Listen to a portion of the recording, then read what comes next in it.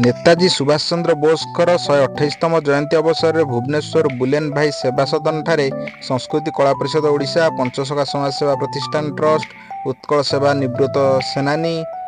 Mission ज्योति trust Akhil Bharatiya पूर्व सैनिक सेवा परिषद मिलित आनुकूल्य एक विशाल रक्तदान शिविर अनुष्ठित हो जाइए। रक्तदान शिविर में संस्कृति और कला परिषद ओडिशार राज्य अध्यक्ष श्रीजुत लक्ष्मीधर साहू स्वतंत्र सम्मानित अतिथि भाव जोगदेइथिले।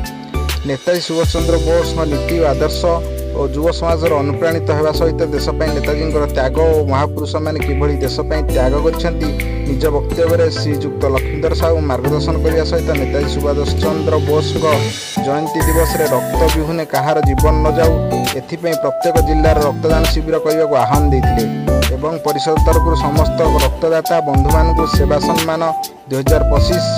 प्रशंसा पत्र और उत्तरीय दे संबर्धना करते।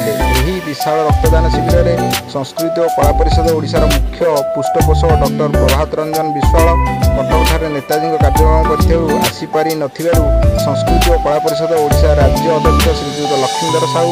पंचसखा समाज सेवा प्रतिष्ठान अध्यक्ष श्रीजुक्त हृदानंद बारिक कैप्टेन करुणाकर नाथ श्रीमती रश्मिबाला बल श्रीजुक्त देवराज मल्लिक विशिष्ट गो सेवक श्रीजुक्त अरुण ओडिशा पाई महत् चिंताधारा को प्रशंसार वार्ता देथिले।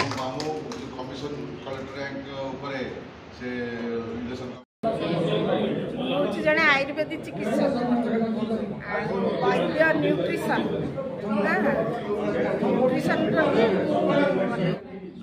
ध्रुवानंद बारिक आज्ञा अरुण बाबू समस्ते जो सहयोग कले विभिन्न अनुष्ठान जो आम कोऑपरेट कर अशेष अशेष धन्यवाद देवी। ये भाव में आगामी युवपीढ़ी ये भाव केवल नेताजी सुभाष चंद्र बोस जन्म जयंती कथा को कहूना आमर जिते महापुरुष अच्छा सब महापुरुष को स्मरण करने एवं तांकर प्रदान को ग्रहण कर प्रति वर्ष एसबू कार्यक्रम चली रहू एवं देश हितकर कार्यक्रम नियोजित ये सब कार्यक्रम रक्तदान महापुण्य रक्त भाई परिचय दियंतु। अरुण कुमार साहू ढेंकानाल जिला वेदज्ञ कमिटी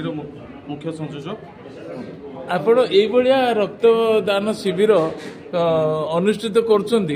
आज नक अन्य दिन कहीं कले आज कर मुख्य लक्ष्य कौन कारण मुख्य लक्ष्य किसी ना मुख्य लक्ष्यर अर्थ हूँ जेहेतु भुवनेश्वर सोनलक्ष्मी महांती रिपोर्ट स्वराज्य खबर।